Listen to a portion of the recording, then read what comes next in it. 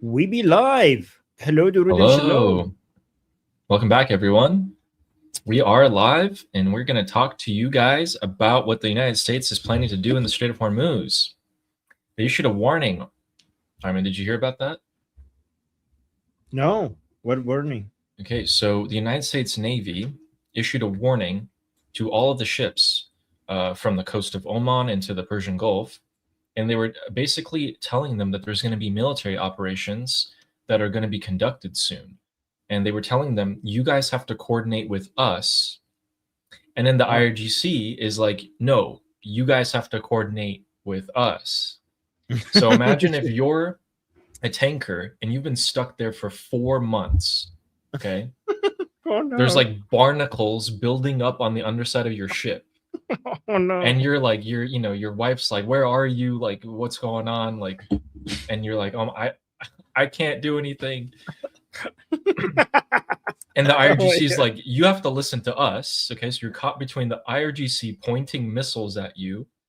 Okay. And then there's the US Navy that's like, we're going to disable your ship if you don't listen to us well. And they did that today. They disabled a ship flagged out of Gambia. They fired a Hellfire missile straight into the engine room, and they gave it 20 warnings. And the ship was just like, nope, nope. So maybe they were more scared of the IRGC than they were scared of the United States Navy. Because at least the IRGC is just, like, they're Right. just going to kill you. The Navy is just going to hit your engine room, and you're like, okay, I'm good. Yeah. But Sarah, that was not yesterday. This Gambia ship is today. This just happened. This just happened. I see Sarah saying that was yesterday. No, it just like this was hours ago. Man, I don't want to be one of those guys right now, like stuck in there. So there's 1,600 ships estimated, and then there's about Wow. 20,000 sailors, and they're just stuck. So they just Just have to go stuck into there. port, get food, get supplies, and then just go back into their ship, and they just sit there. So these guys Yeah. probably they're probably really good at cards and all sorts of stuff by now. But um, man, it must be boring. Yes. It must be so boring. Sarah saying, "Oh my God, these poor guys!" Like, yeah, imagine like we're like sitting at home, like, "Oh my God, why is this taking so long?" But we're at least we're at home. These poor guys, they're just like they're stuck in the Persian Gulf. They didn't like we didn't sign up for this. Like, what the fuck? Oh, Guys, Samantha is here. Guy is here. Yeah, go on. I mean, guys, another thing. Guess what? Guess what today is? Today is May 30th. Do you know what happens today? The Hajj is over. People will start going back home to wherever they came from. So the Hajj, they go to Mecca, which is in Saudi Arabia. Okay, if you're a good Muslim, you do that, and that lasted for a few days. I think it was like a week, and it just ended today. So people are going to be heading back out, which is where Saudi gets most of their a lot of money from, tourism. And they were kind of worried that, hey, if the war starts, all these tourists are not going to they're not going to come, or they're not going to spend a lot of money, and that hurts us. So yeah, Saudi's been a very big pain because I mean they've been the entirety of the war. They're trying to convince the UAE to stop striking the IRGC, to go back to the negotiating table, telling the US, hey, let's start talking with the IRGC again. And they've been kind of dragging their feet here. And I'm sure they have their own internal politics issues and stuff, but it's been a real drag. yeah. The Saudis are terrified of their own people. They're terrified that there will be an Islamic uprising, right? Yes, they're also scared that if the war breaks out, the IRGC is going to hit all their water desalination plants and their oil infrastructure. Yeah. So they're stuck. Like they can't go aggressive against the Islamic Republic because then they would have their own Islamic revolution. And they also don't want to be targeted as much as the UAE was targeted. But they also hate the Islamic Republic, so they would love to be able to join the Abrahamic Accord, but they can't. That's why fear is a bigger motivator. They fear the IRGC more than anything else. Right. Oh, yeah, you're right. And also, Guy just gave us a question, and also look, he congratulations, changed his handle. Okay, do you want to read this? Guy says, still going to be a couple more days until it's safe to strike, 25th to 30th. I think it also creates UAE and Qatar tourism from the people coming in. Which three countries asked for a pause again? Qatar, Pakistan, Saudi, right? Yeah, probably. Yeah. Yeah. I wouldn't be surprised now that even if the UAE asked for a pause because they thought that they're vulnerable and they're not protected as much as they should be before an attack. You think so? I mean, like, the IRGC, I mean, the regime's going to go after the UAE so much more, not only That's in why the they're not upcoming ready. strikes, but just economically as well, because now, now the secret's out that the UAE conducted dozens of strikes on IRGC targets. I'm looking for a question. Somebody, I'm not seeing it. Okay, look at this. Kathy is saying, I had a question too. Please read it. I'm looking for it. Kathy, you can ask you it type it again? again? Yeah. Yeah. Oh, we have new members. Omi, thanks. Ooh. Thanks for becoming a new member. Member, And Spring Omi Fauna as became- well. I appreciate you guys. Oh. Along with the first super chat of the day by our OG Fleshy Interloper, you have super chats. I do. I had super chats starting a couple days ago. So it's actually really fun. I like it. Also, let me know what your profile picture is. I don't know if that's like Warhammer or something like that. It might be his I'm own wondering. design. Yeah. Oh, that's funny. Look, you usually have Javid Shah Freedom, but this is Javid backup account. Who's there? We have some more questions I start, and I'm still waiting for Kathy to re-ask her question, and I'm not seeing it. But if you want to answer people's questions. Yeah, I'll answer it. And I also want to start off by showing you guys a joke that Pete Hegseth made. Ooh. Looks like people are having all sorts of problems. Clicker not clicking, questions not showing up. I don't know. We found Kathy's question, who says, my question was, how would we free the political prisoners from the Islamic Republic? Would that be something that the Immortal Guard would do when the time is right? They actually have, the Immortal Guard has done that to, like, they freed some. There was a lot of gunfire at Evin prison during the strikes, and they conducted an operation, and some of them died, and they got some of the prisoners out. But that was very small, and I don't know if that's even doable again, because, you know, you can't really use the same trick twice, but get rid of the regime. And they usually recapture them anyways. Yeah. The only way to free the political prisoners from the Islamic Republic is to topple the regime. There is no freeing the political prisoners and then toppling the regime. You topple the regime and then you free the political prisoners. If you want political prisoners to be free in Iran, there is no other way other than regime change. Do you agree with that, Ali? Completely agree. There's no other way. Just imagine if you did get them out. Now what? Yeah, they will just come in. They know where you live. They know where your family is. They will come get you. In fact, they know everything about you. Yeah. So yeah. Speaking of the Immortal Guard, a video came out. Oh, Ali, adding yourself back. Oh, there we go. And then up here. There we go. Nice. Look, guys. We have a video from the Immortal Guard. Oh wow. آوازان شیراز با همکاری گارد جاویدان داریم برای روز فراخوان شاهزاده آماده میشیم. ما زیادیم کاکو، خیلی زیاد. جاوید شاه پاینده ایران. Kaku Shirazi. Kaku Shirazi. Oh my god. You want to tell them what Kaku means? Kako means brother, but not in all of Iran, only in Shiraz. Okay, Yeah. only in Shiraz, Kako means brother. Okay. Yeah, this guy is he's really following what we were talking about yesterday with the clothes. You know what I mean? Yeah. Yeah. Wow. But look at that. He's got a. Actually, I should probably not show that. You Anyway, want to translate that though? yeah. So he said, actually, it's right there. So we, the soldiers of Iran, are working together with the immortal guards of Iran. Did you catch that? We, the soldiers of Iran, are working together with the immortal guards.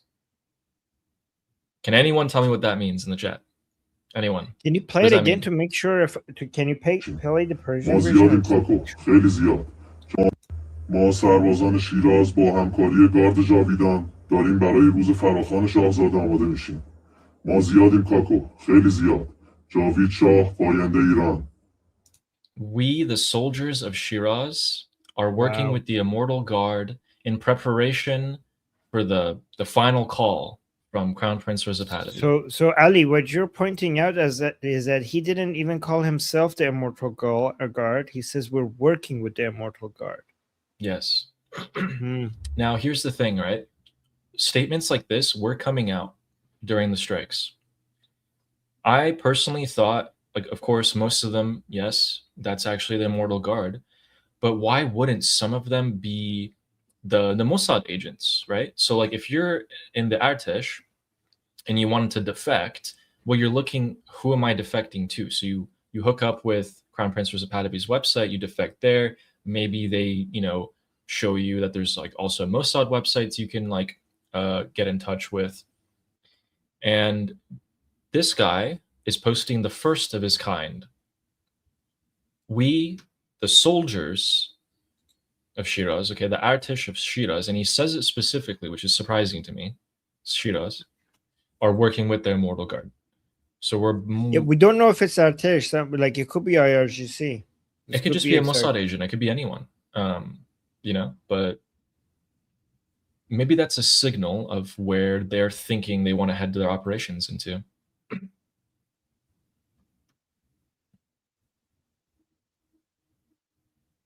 It's interesting, but by the way, they need to. What he said at the end was important. He said like, he mentioned the prince. He said, "Long live the king." He said, "Javid Shah." If you see any armed forces not mentioning that, we cannot trust them. It's mandatory for them to say Javid Shah. And I mean, honestly, if you mention the immortal guards, that means you're already on the right side, right? Because the immortal guards is Prince Reza Pahlavi's design and his team. Exactly. It's a very, very low likelihood that the IRGC are going to be saying, even in a video to like fake opposition, just like, Javid Shah, this and that.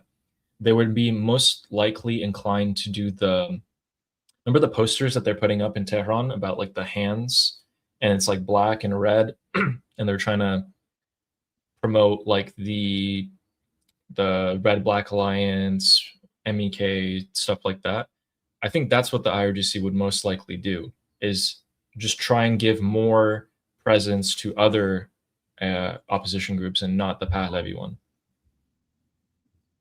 Because they know that's the biggest one, so they would want to undermine it. Not that it would work, I mean.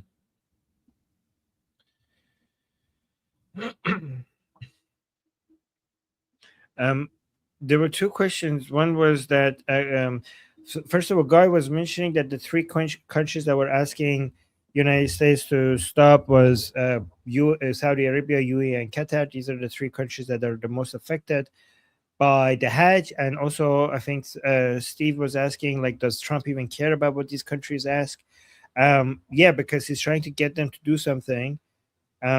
So he cares about what they ask him because he could get something from them in return. And the main thing he's asking from them in return is to accept Israel, accept working under the security umbrella of Israel.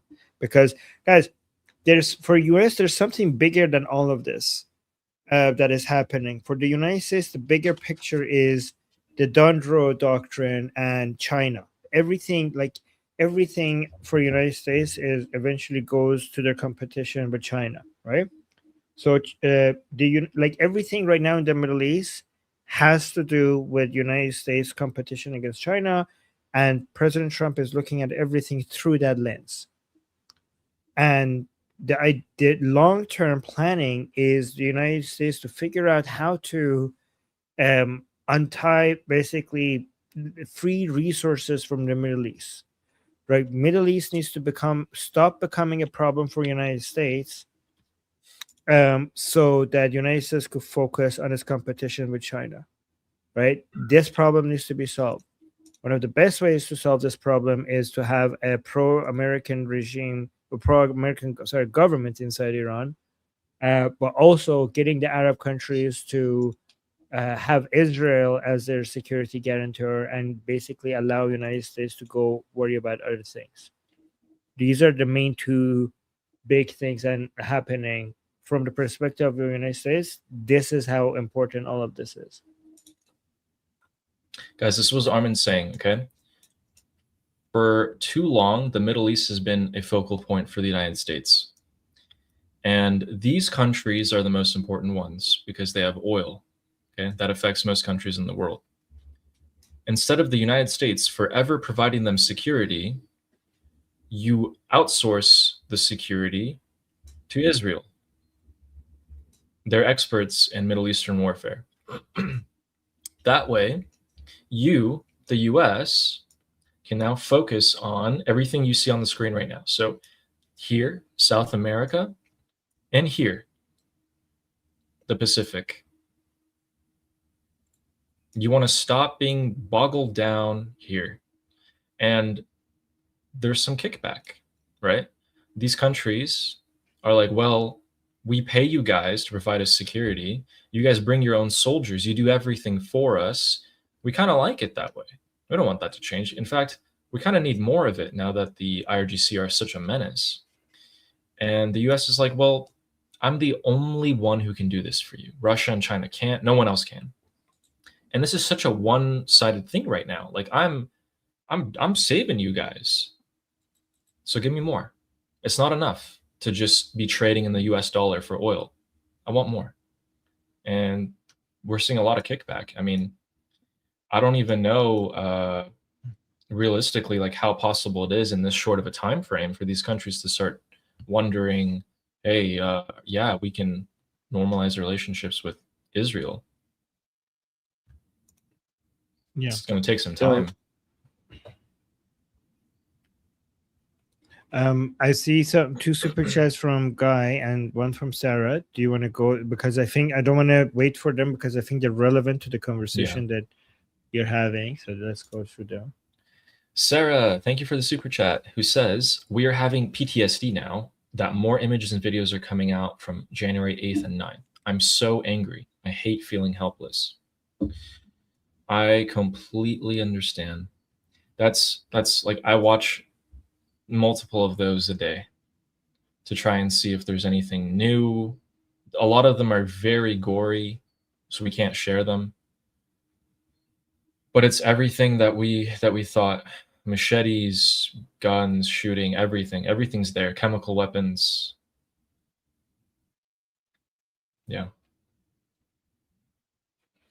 That's why we're doing this. You're not doing nothing. You're here.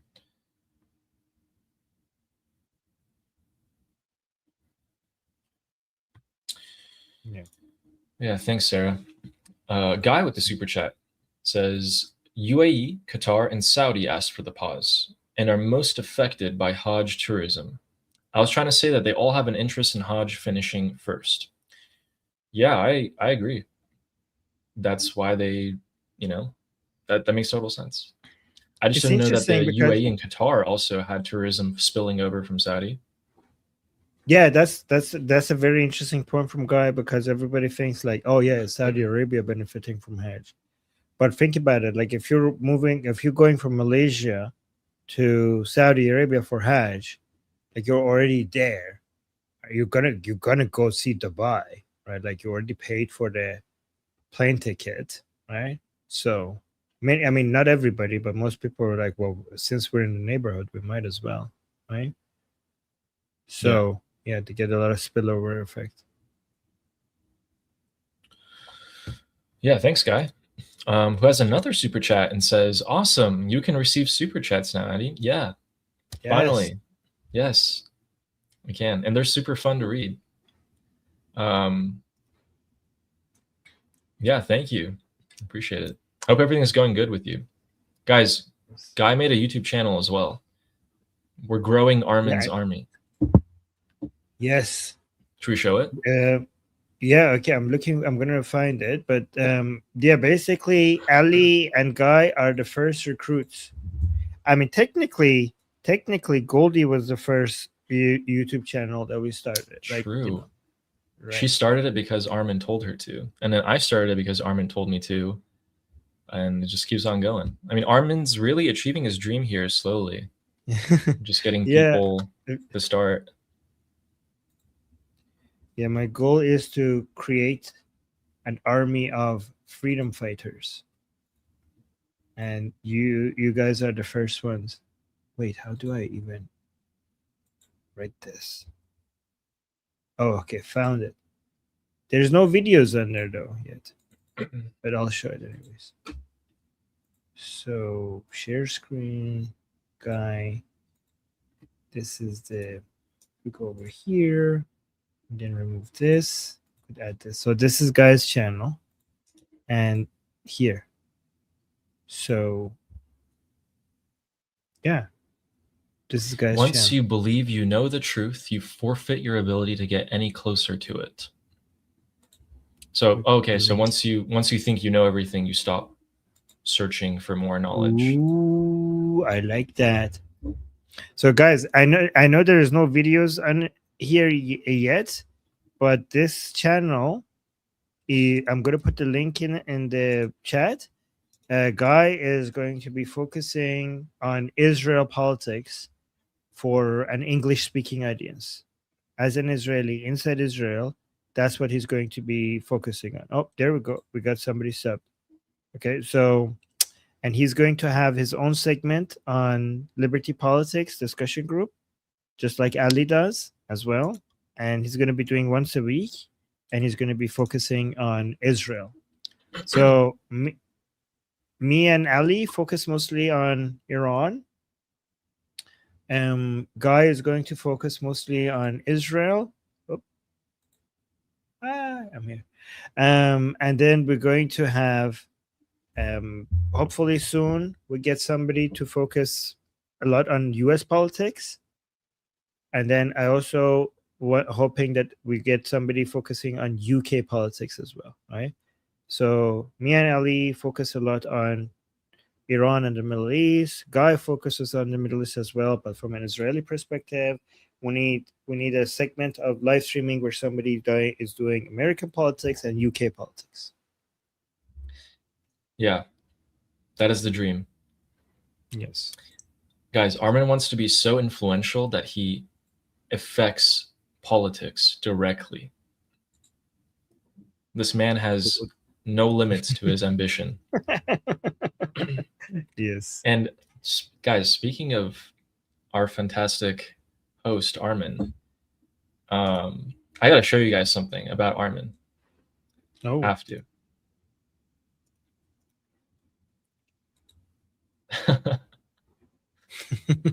Did you show this? Have people seen this yet?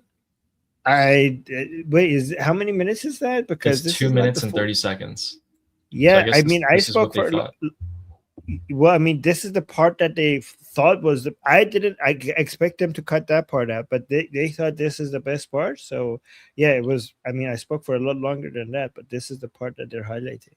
And thank you for showing that, by the way. Oh my God! Wait, the Africa Chica is so right. I thought Addy was going to say overlord, not host. That is what we should call him. Oh no. Yeah, that's a good idea. So I don't know if people have seen this, but I'm kind of curious to see what they chose in this 2-minute segment. Should we watch it? Okay. Yeah. This is a three-phase plan, which first we take Iran by removing Pahlavi, Then we will take the Middle East and North Africa by removing Israel from as an obstacle from our way, and eventually we go for America and we take over the world. This is in the DNA, and nothing is going to change that. The disagreements is not on this goal. Like, they all agree on this goal. This is why it's the IRGC. The R stands for revolutionary. People need to ask them, why are you still revolutionary? Didn't you win the 1979 Islamic Revolution? Usually when revolutionaries, when they eventually topple the regime, they stop being revolutionaries. So the reason why they're revolutionary, because they're revolutionary against the global order. They weren't revolutionary against Pahlavi. Pahlavi was just an extension of the global world order, and the revolution hasn't stopped. They're trying to export the revolution to completely change the world order in their image. And none of them disagree on this. There are different segments of the Islamic I don't see them Republic who disagree on the surrendering. methods. We've decimated. No, I mean, we've decimated them. Over 180 military bases, leveled, flattened. Over 90% of their forces are gone. I just don't see, and there's the rhetoric that they're pouring out right now at this late stage. I mean, saving face, sure. Delusional, definitely. I don't see them ever surrendering. Exactly. You're so right, because surrendering would mean that everything they have been saying and believing in for the past 47 years, everything that they have been saying to their followers has been a lie. So they can't bend the knee, they can't surrender, because if they surrender, their followers would realize that they have been lied to for 47 years and they would lose support. There's one thing that they're trying to do. They're trying to make it seem like somebody like Pezeshkian or people like Rouhani and Zarif within the regime, they're trying to sacrifice them. If they want to be more flexible to the Americans, to pretend that it wasn't us, it was them. But I don't think the regime supporters will buy that. And that's why they're desperate to try to pretend that they're winning. Any signs, this is why the enriched uranium, if the Americans manage to get the enriched uranium out of Iran, it would be undeniable to the regime supporters that they have never been as strong as they have pretended to be. And if they lose legitimacy and support among their last remaining regime supporters, they will not be able to survive. And that's why they can't surrender, because surrendering to the Americans is an admission to their own followers that we have been lying to you for 47 years. Oh, that last line is perfect, guys. Our overlord Armin. That's really good. Don't call me that. but I think I kind of screwed up. I think I went to too much detail, and I think it was too nuanced. And I think that this is an explanation good for our audience here that has a higher level of understanding. But I think that what I did there, this is why I'm surprised that they cut that segment, because that was the exact segment that I was like, yeah, I shouldn't have gone into that much. Like, I know you guys appreciate it. Thank you guys, because you guys have a higher level of understanding of these stuff. But I thought that, when I'm listening to that one, like if somebody who's watching that, who hasn't been following these things and at the level that we have, is going to watch them and be like, what the fuck are you talking about? Like, who? Like, what? Who's Pezeshkian? Like, I don't know. I think like this, what might have been too detailed. What do you think? Yeah, I see your point. But you know why they chose this? It's because your message, like some of the explanations, they might have tuned out of and been like, okay, well, I don't, whatever. But then when you said this is why they can't surrender, because they would admit to their own followers, everyone's ear perked up right there. Mm-hmm. So people want that. People want that, like the bottom line. And yeah, I mean, you can have it to her. I mean, she has an earpiece. People are telling her exactly what to say to you. You're there to answer their questions, and they can ask follow-up questions if they want more out of you. But yeah, that driving that bottom line, that's perfect. Like everyone got that. Okay. Everyone got it. That part was. That's why they clipped it. Yeah. Also, okay. I like when Armin's so he's not used to people agreeing with him, right? Because he's used to like having to change the minds of like these really hardcore Islamists and other people. So then, watch Armin's face right here when she agrees. We've decimated. Exactly. No, I mean, we've decimated them. Over 180 military bases. Armin's like, no, yeah.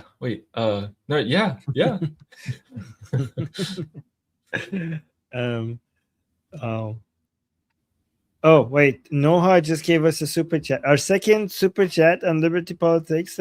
Thank you, guys. We're trying to get 10 every day. Noha saying, too late. You are the overlord. No.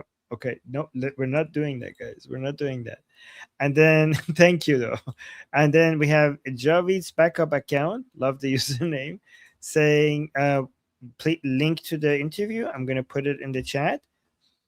The link to the interview. Thank you for being interested in that.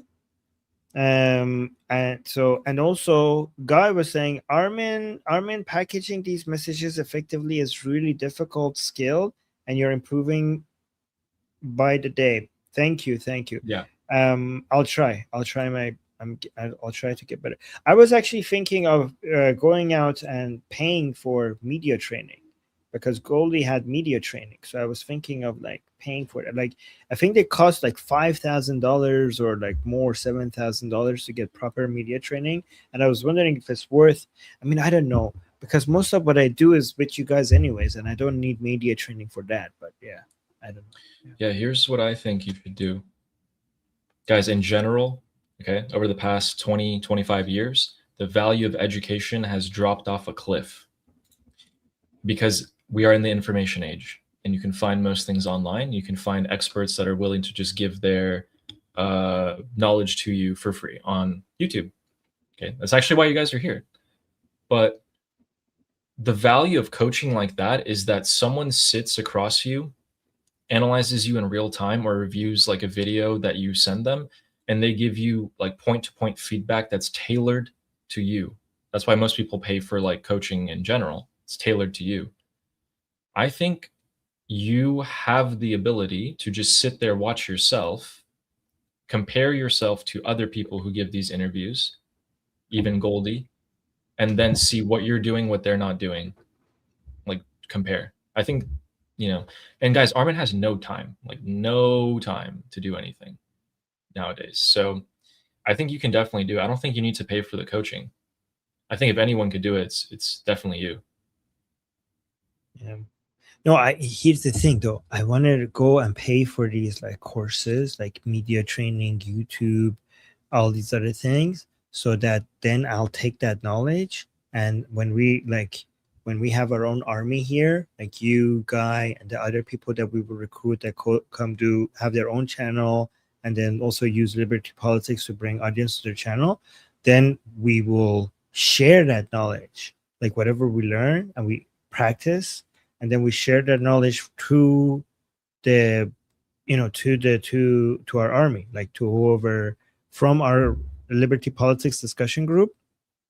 We'll see the people who are interested in starting their own YouTube channel, and then we have a wealth of knowledge that we have paid like thousands of dollars for, and we take that and we create templates and we create courses, and we provide it for free to the people who are basically creating content and growing with Liberty Politics. So that's what I was thinking. Yeah, that's a good idea. Well, yeah, we should talk about that more later. Yeah. I'd like to show you guys a joke that Mr. Hexeth made that I thought was kind of funny. Let's take a look. It's just 20 seconds. We were in a cabinet meeting just a couple of days ago, and the president said, hey, it will be a great deal. And if Iran doesn't want to make a great deal that ensures they don't get a nuclear weapon, they can deal with the guy on my left.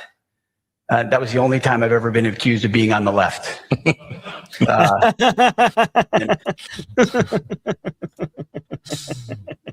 Oh, that's a good one. That's a good one. Oh, we have some super chats. Yeah. All right. So Sayed says, congratulations, Adi, on your channel's monetization. Thank you, Sayed. Yeah. Thanks. People are so like supportive of that. They're like, oh my God, finally you did it. Yeah. Thank you guys.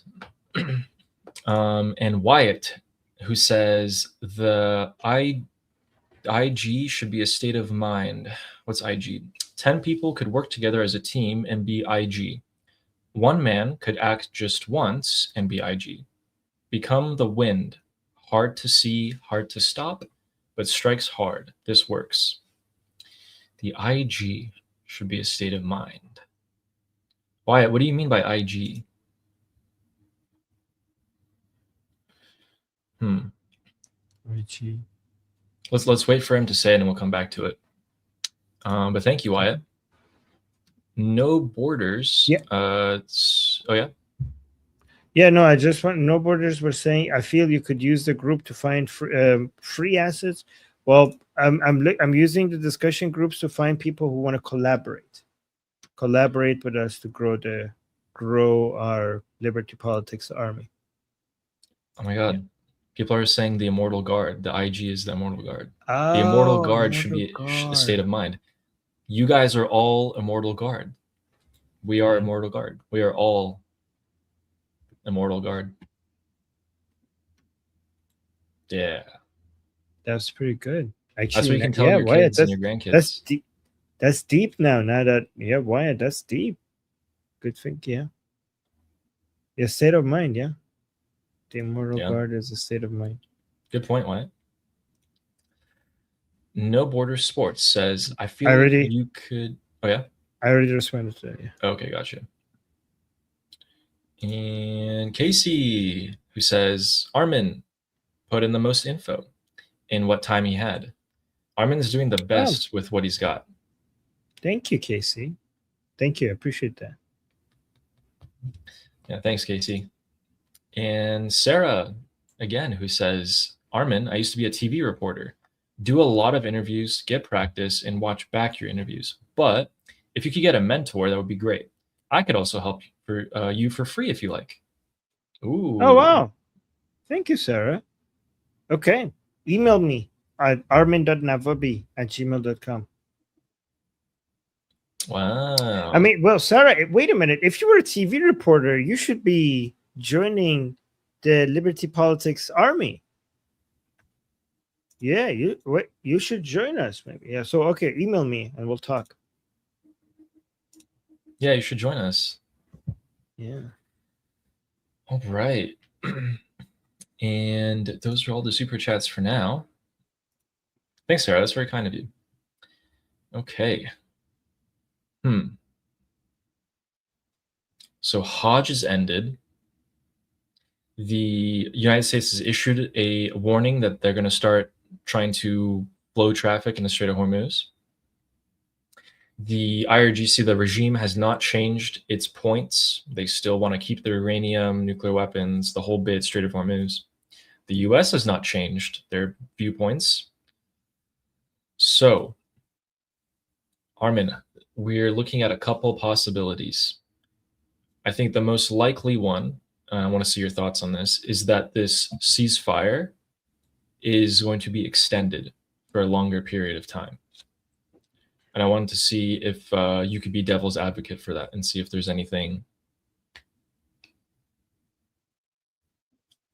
You either extend the ceasefire, you go back to the strikes, or you pack up and go home. I wouldn't be surprised if President Trump wants to bring down gas prices for the midterm before he goes back to kinetic operations. And that's why he wants to keep playing around with like, oh, we're talking. Yes, ceasefire. We're almost having a deal. Oh, no, we're going to remove the blockade. Well, maybe we will keep it. Just keep on doing that. Because I think like having right before the midterms, having like really high, like, I don't know what you guys think. Like this might be the case because it's not going to be good for the midterms if you have high gas prices in the United States, right? So maybe they're just dragging that all the way to after the midterms. What do you think about that? It's definitely a possibility. We had the head of Mossad come out the other day. Right. And he said that if we keep the blockade and everything keeps going the way it is, the regime's going to fall in 7 months. 7 months. As long as the two conditions are met. I mean, we're not saying the head of Mossad is 100 there's no chance that he's making a mistake, but he's the head of fucking Mossad. Like obviously, it's not like a revelation from God, but I think we should take that seriously. Okay, he's the head of Mossad, right? So, if the head of Mossad says that if these two conditions are met, the Islamic Republic will fall within 7 months, that is a big deal. And those two conditions are the blockade continues and there's no deal. 7 months. I think 7 months is, I don't think 7 months is that long. 7 months is nothing. No, in terms of felling a country headed by the IRGC who had 47 years to prepare for their war against America, and it starts, and it took them, what was it, like 40 days of strikes to be reduced to nothing. They can't do anything. They can't bury their supreme leader. They can't show up in public to have gatherings. Every time they did have gatherings, because, guys, why were they gathering in person to make meetings? Because we jammed their signals. We made it so that electronic and cyber warfare made it so that they can't communicate. Otherwise, everything's going to be leaked. We'll know what they're talking about. They meet up in person. Well, we just follow where they go and just hit the building, and then boom. I think they learned after like 4 times that they shouldn't do that. And we reduced them to that level after 47 years of them preparing for this. And the reason that they've lasted this long is because from the get-go, the IRGC's plan, and this is public knowledge, like they've come out and said this, they knew from the get-go that they were never going to be a match for the United States military on an open field, like a level, fair and square battle. So you guys hear asymmetric, okay? It means, oh, the US is going to bring a huge aircraft carrier, launch 500 drones at it. We're not going to make our own aircraft carrier. We're just going to put all these speedboats, these little things, overwhelm them, IEDs on the roadside, Strait of Hormuz, this and that. And it's a defensive battle. They've been able to last because there's no troops on the ground, because the people didn't take over and they killed too many. But right now, they're being starved economically. So if these conditions last, no deal and the blockade remains, 7 months they're gone. Now, what if you add a lot of other factors into it? Could it be sooner than 7 months? I think it can be. I think it can. We saw the people come out, and in a matter of a couple of weeks, the protests, in 2 weeks, the protests reached a level where if they didn't murder and massacre the Iranian people to the extent they did, we would have won.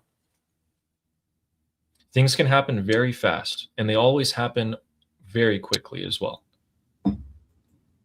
I mean, I should find what happened in Romania as an example of how fast things. Have you seen that clip? Are you talking about like it was a few decades ago, or are you talking about recently? No, the Romania's dictator's last speech. I'll show right it to you guys. They got him. Yeah. Yeah. So yeah, everything basically. Yeah, I'll show it to you guys. It's a really good example to show how things all of a sudden can change. But yeah, I'll find it and I'll show it to you guys. But we should do we got more super chats. All right.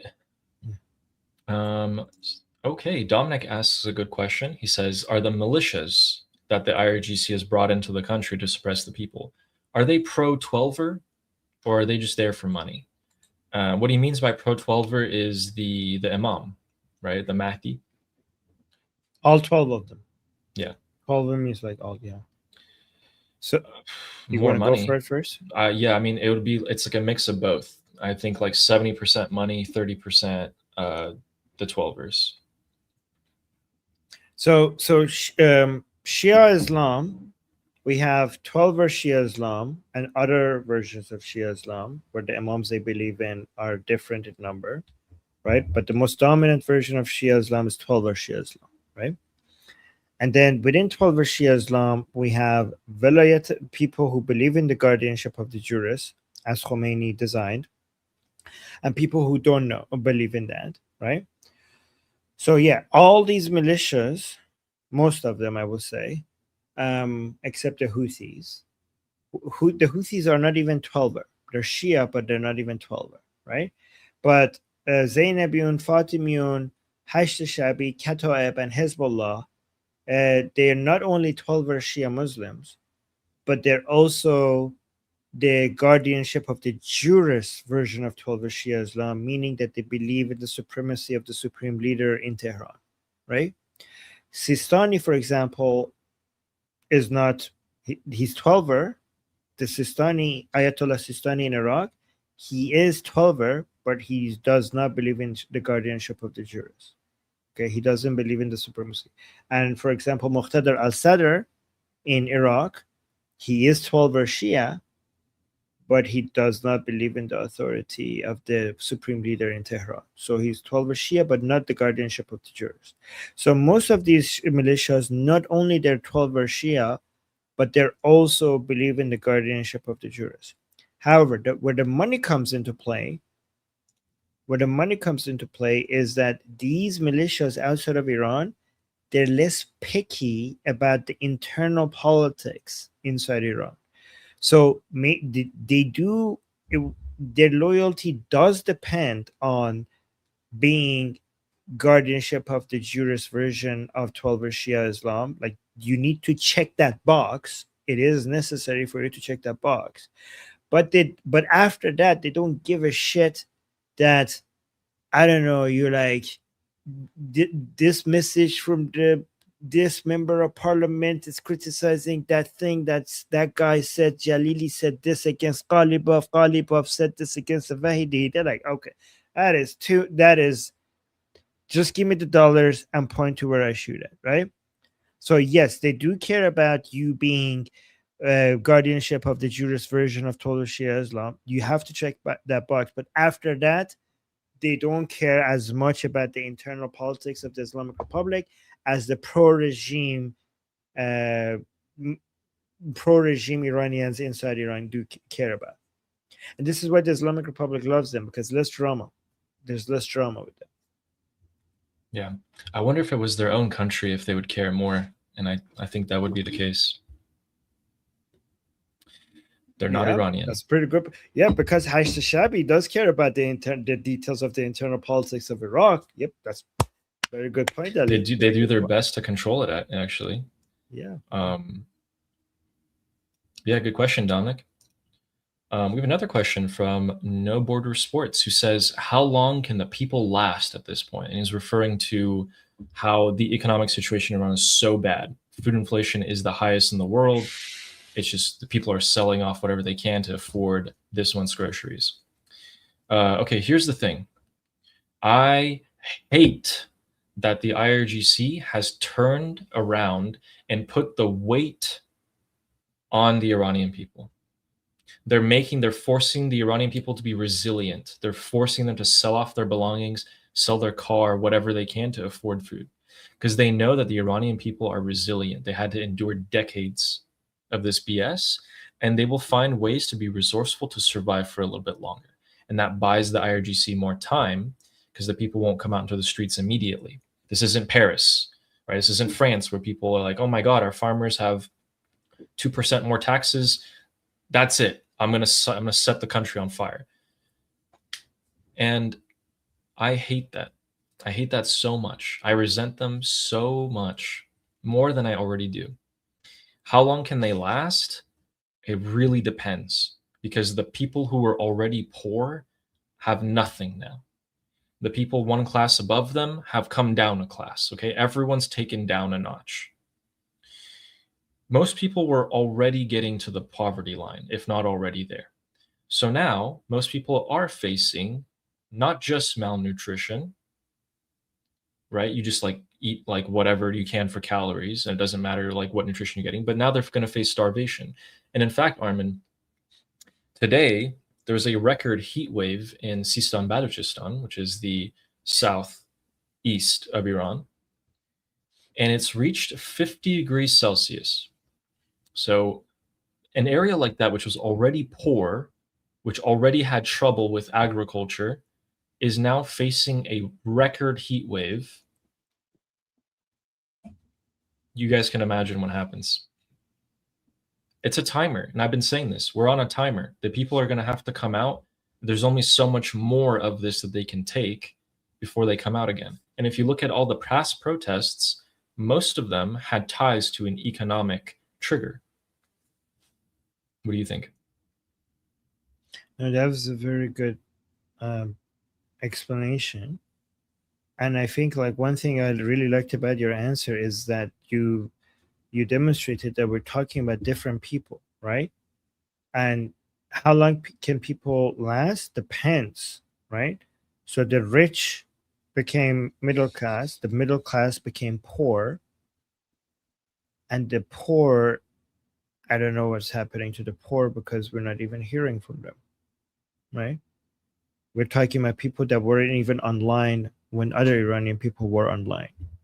So they were already invisible. And there were a lot of them. The poor in Iran is such a big segment of society that it's invisible even in Iran. Like we don't even see their lives, but the numbers and the data shows that they're there, but they're invisible, right? And they're not online. They haven't been online even when we had internet in Iran. And I have no idea what's happening to them, right? So it really depends on who we're talking about. Like, so for certain segments, for certain segments of society, they're not eating meat. They're not eating maybe less eggs, less vegetables, less fruits, but they still have enough calories, right? But there are people who used to not have those things to begin with, and I don't know what they're eating right now, right? So it really depends on what situation you were in to begin with, and now what this new condition does to you. And also it depends what you mean by last, right? So what is last, right? Because we could be under so much suffering and still survive, right? And I don't know, would you call that living? Like, so for example, I remember even before all of this, because guys, the economic situation was already going to shit even before all of this, right? And I remember some reports coming from inside Iran, and one thing that really broke me was this father that was holding his daughter in his arms, and every time her daughter smiled or opened her mouth, he could see the scars inside her mouth because of the cancer that she had. And she had something that could have been treated, but he just couldn't afford it, right? And I don't know if people understand how there are certain things that are unique to mothers when it comes to your child hurting you. There's certain things but there's certain unique things for a father. Like nothing crushes a man more than not being able to provide for his family, right? So this is a very biological, emotional pain that shows that, like, for a man is like, you're not even worthy of being alive. You had one job, you had one thing to do. Like, your whole purpose was to provide for your wife and your children, and your children right now in your arm, your daughter in your arm has this disease that other people could afford, but you failed in life in a way that she now needs to suffer because you can't afford to pay for her treatment. Like, nothing nothing will destroy a man more than that, right?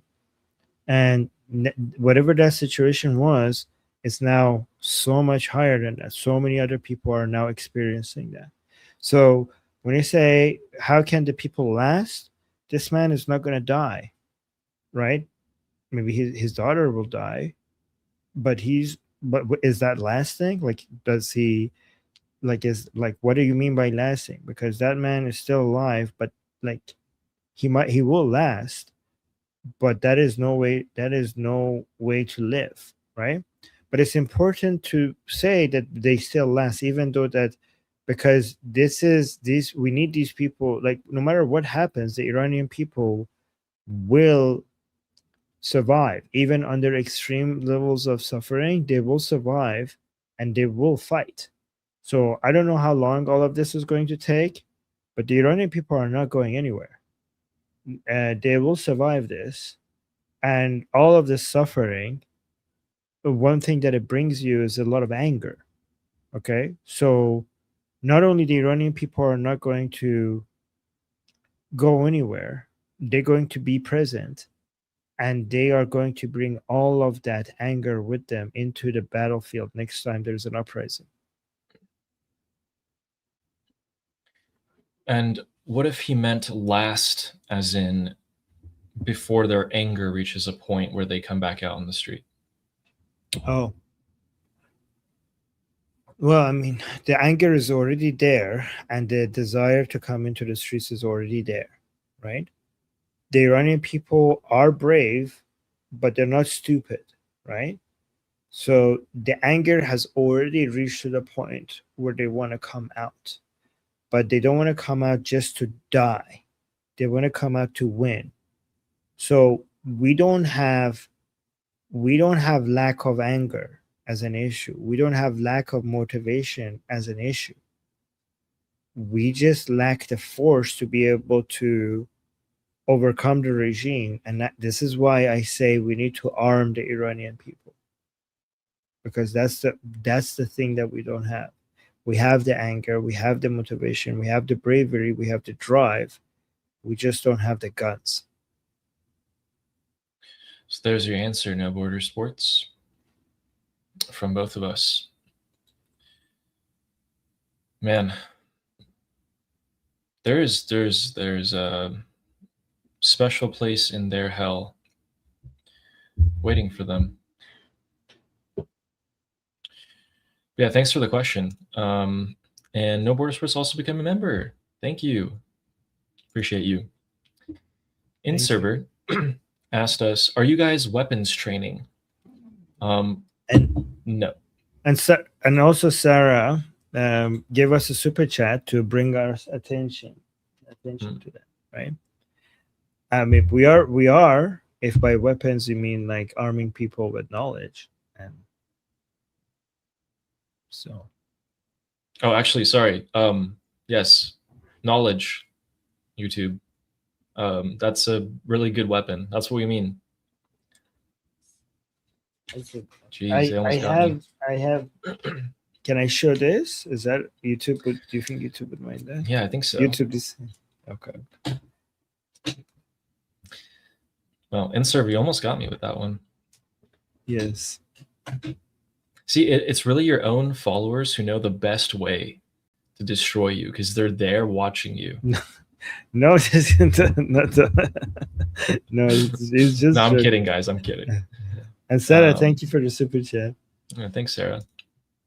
Another super chat from Victory, who says, I found video, Armin, looking for, I found the video you were looking for about fund, perhaps going to X, Y, Z. The video that you're looking for about funding going to X, Y, and Z? I think Armin was looking for the video of the Romanian dictator giving a speech and being taken down right after. I mean, I have that video, but thank you so much for looking for a video that I was looking for. Thank you for that. Yeah. What a community. Yes. You know, in fact, I think there was something. There it is. Okay, so Lux Pendragon said the mind is a very powerful weapon indeed, Wyatt. Where Wyatt was saying that we're all immortal guard because we're here and we're doing this. Guys, the mind is a very powerful weapon because it is what you surround yourself with. And you guys are here, and this is what you are thinking, living, and breathing for the past 5 months, almost 6. Think about 6 months ago. Were you thinking and feeling and just like, was your mind working the same way that it is right now? With all the knowledge that you have now, haven't you started to look at the world differently? Isn't that's like the real value of the human mind, is whatever you feed it allows you to reach more, well, in this case, if the mind is a weapon, reach more targets or heights. So yeah. Also, thank you, Victory, for looking out for us. My favorite username, Leon's Toph, said, how can we get funds to the people? All right, this is a touchy subject. It's a difficult, complex subject. If you want to get funds to the people of Iran, you can't, and you shouldn't. Okay, but if you know someone, you can get funds to them through crypto, and it's still difficult. But only if you know somebody personally. We're not talking about if someone messages you and is like, "Hey, I'm an Iranian inside of Iran, like help me." Like you don't know who that is unless you like And- get some sort of verification. Us also, we have to be mindful. Don't violate any laws. Just be careful not to violate any laws. We're not advocating for any of that. But honestly, the Iranian people, there's no funds that like the level of economic devastation is not going to change by the amount of funds that any of us could send to Iran. Like it's basically not even it's a drop in an ocean. Okay, what the Iranian people need right now is guns rather than funds. They need guns. We need to find a way to send guns to the Iranian people, because Iran is already very rich. The wealth that the Iranian people need is already inside Iran. We need to give them the tools to be able to just take it. Yeah. The best way to help them, if you wanted to be helping them, is to just get them to get rid of this rancid regime. Man. Yeah, thank you. Guys, we really appreciate that you want to help the Iranian people so much. And some of you guys are Iranians. And yeah, remember, you. this is what I was thinking about. Remember, so Texas Troop was saying, remember, Americans, there are sanctions in place. So make sure you're not violating any laws. Sending money to Iran is a violation of sanctions law. So be careful.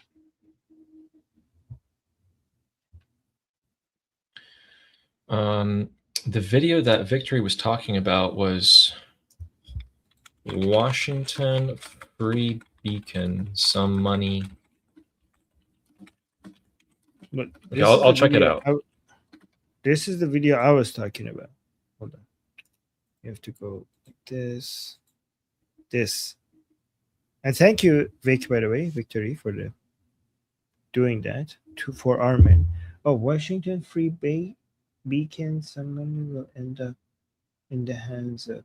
Okay, Ali, would you be able to send that to me on Telegram?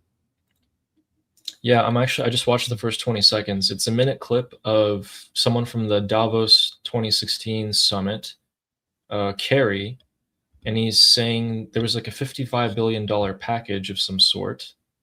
And Secretary of State John Kerry admitted that some of the $55 billion that Iran will receive in sanctions will hand up. Wow. All right. So should we watch this? We should show that. Yeah, we should watch that. Thank you, Vic. Yeah, thanks, Vic. Now we get it. Sorry, we didn't get it originally. All right, let's do it. Is there? Oh, we can watch this. So, on guys, YouTube. this is an admission by John Kerry that the money that they released through the Islamic Republic, with the Obama deal, the JCPOA, some of it went where to October the Islamic 7th? Republic.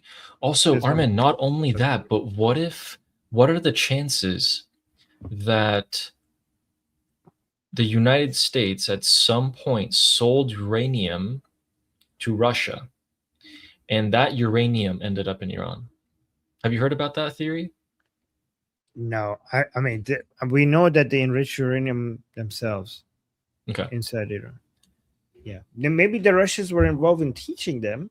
Oh yeah, they are. They man the nuclear plants to a large extent. Yeah.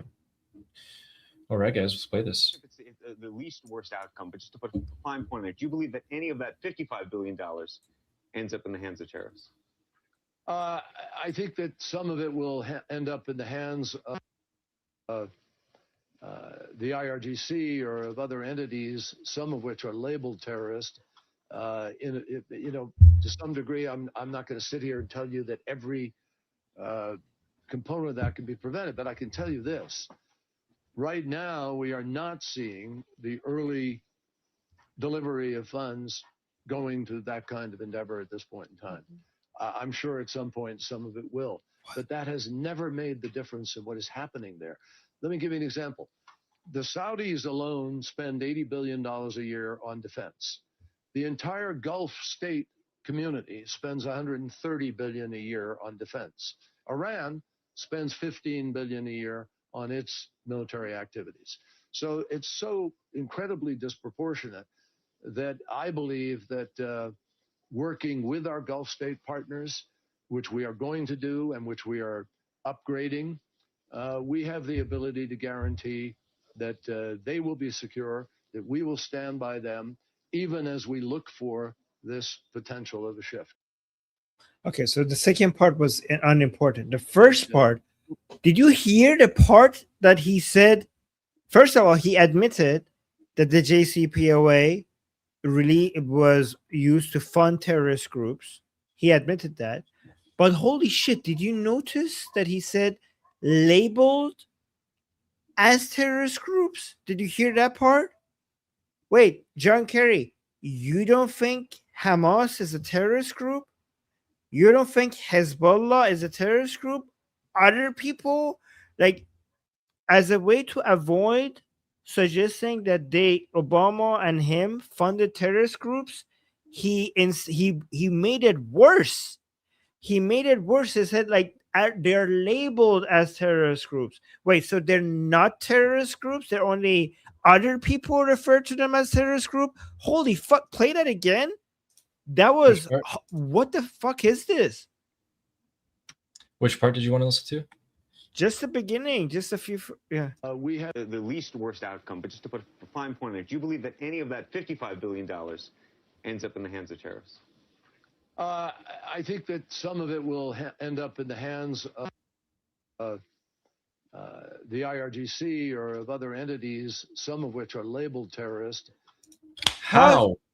What the fuck? How, John Kerry? How is it going to end up in their hands? Who gives it? Like, what's the supply chain there? No, that's not. No, he is the main point, Ali, is that he's saying. Okay, so he just realized that the question is not a question he wants to answer, because the question is that the funds you released, is that not going to? So he's admitting that, yeah, sure, obviously some of those money went to terrorist groups, but because he doesn't want to say that he is responsible for funding terrorist groups, he's saying groups that are labeled as terrorist groups, as if they're not. But some people refer to them as terrorist groups. Do you understand what I'm saying? I understand. I just wish the guy would have asked him how that would have ended up in their hands. I want him to also directly have to answer that question. That's labeled as terrorist means that labeled as terrorist means that I wouldn't say labeled as terrorist. If I think a group is terrorist, I would just say terrorist groups. I wouldn't say labeled as terrorist. Labeled as terrorist means they're not terrorists from your perspective. What an idiot. This is January 2016. And then the stupidest part is that he's like, yeah, all of the Gulf states spend 130 billion on defense. The IRGC is only going to get 55 billion, guys. It's not a big deal.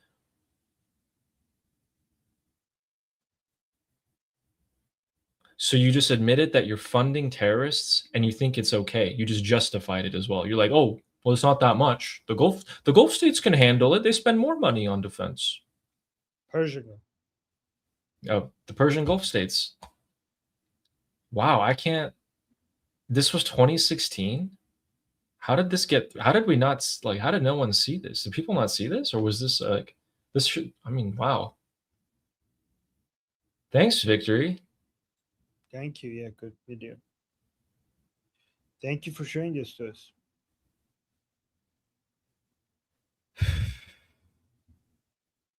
$55 billion to the IRGC, okay? And then I wish you would answer it, because the answer is this, guys. If the IRGC gets $55 billion, who else gets money from the IRGC, guys? We all know Hamas, Hezbollah, Popular Mobilization Front. all of them. So John Kerry admitted that his administration funded terrorism in the Middle East, for which they then went and under Obama did the most amount of bombings out of any president in the Middle East. Got it. Wait, Texas is saying we need a link to this so we can share it far and wide. Yeah, Ali, could you put it in the chat for everyone? Yep. Thank you, Texas. Yes, link please, people are saying. Yeah, I'll send the YouTube link too. Wow. Okay, Obama.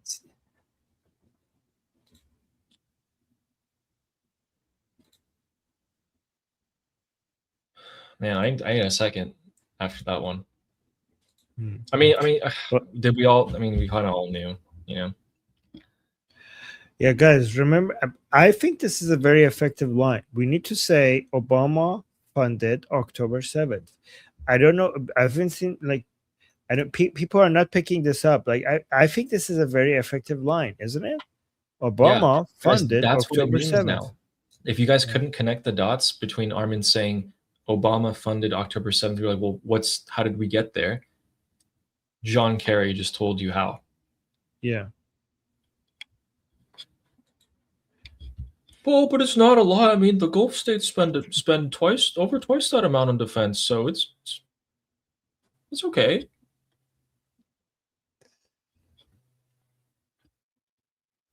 I like it when Ali does impressions.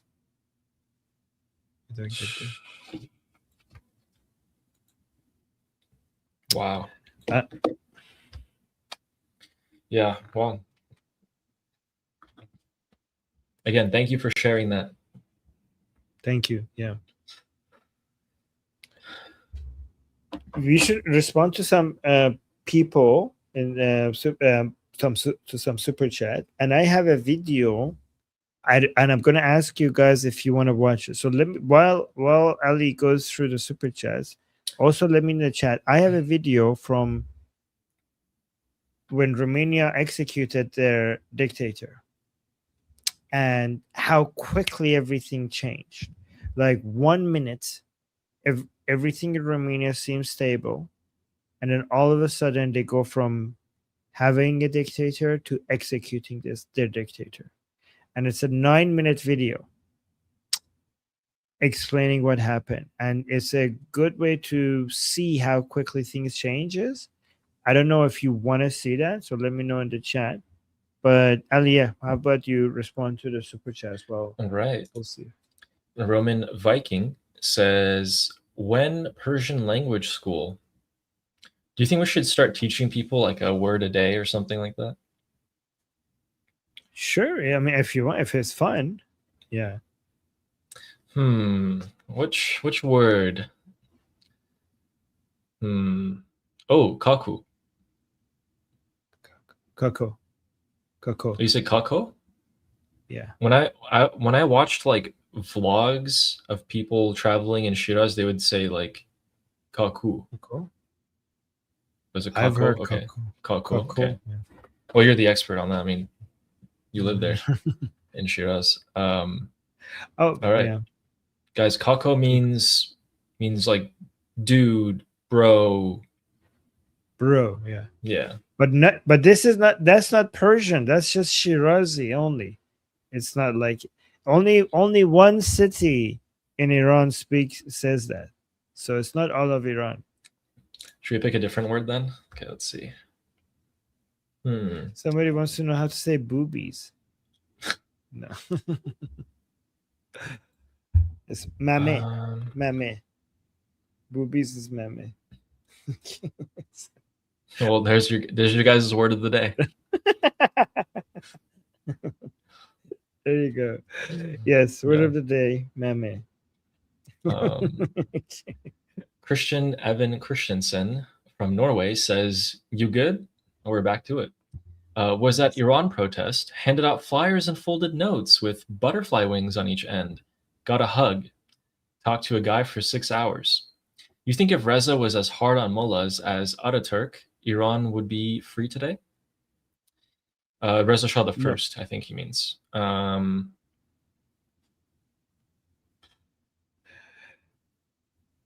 No. Let me tell you why. I think what happened one way or another was inevitable. Okay. And I think if Reza Shah and Mohammad Reza Shah, this is an unpopular thing that I'm going to say. Some Iranians would disagree with me. Okay. I think Reza Shah and Mohammad Reza Shah, everything they did it's really hard to improve to what they did. Okay. And when we're judging, and sometimes we wish that they were more extreme, is because we weren't there to see the reality on the ground. I'm going to say something about the Iran at that time. The Iran at that time respected Islam. Okay.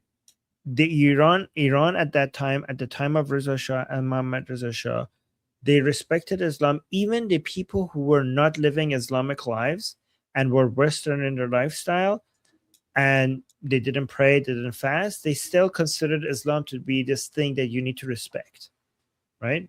Mullahs are worthy of respect. And that's why if Reza Shah and Mohammad Reza Shah were more aggressive against the mullahs back in their time, I think the revolution, the Islamic revolution, would have happened earlier.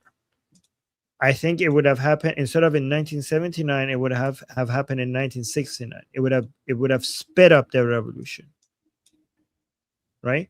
I think what Reza Shah and Mohammad Reza Shah were doing were a long-term. See, this is why Reza Shah and Mohammad Reza Shah could have gone more aggressively against communism than Islam, because communism was coming from the Soviets, and it didn't have a long history in Iran. So the Iranian people didn't have respect for it. So you could go just fuck them up and do what you want with them, and there wouldn't be that much of a backlash from the society, right? But you couldn't have done that with the mullahs. You could not have done that with the mullahs. This is why the communists realized that they need to use the mullahs. This is what the communists started allying with the mullahs, because they realized that they don't have the communists managed to infiltrate the universities, and the university students had sympathy for communism, but the average people had no sympathy for communists, but they did have sympathy for the mullahs. And the networks of mosques is something that the communists did not have. The communists had their webs and their networks in the universities, but they didn't have that within the body of the society, and the mullahs did. And that's why the communists started backing up the mullahs, right? And they knew that the mullahs are untouchable, because if the Shah takes action against the mullahs, that would help get the society against the Shah. So Reza Shah and Mohammad Reza Shah were focusing on building the foundations for Iran to get modernized.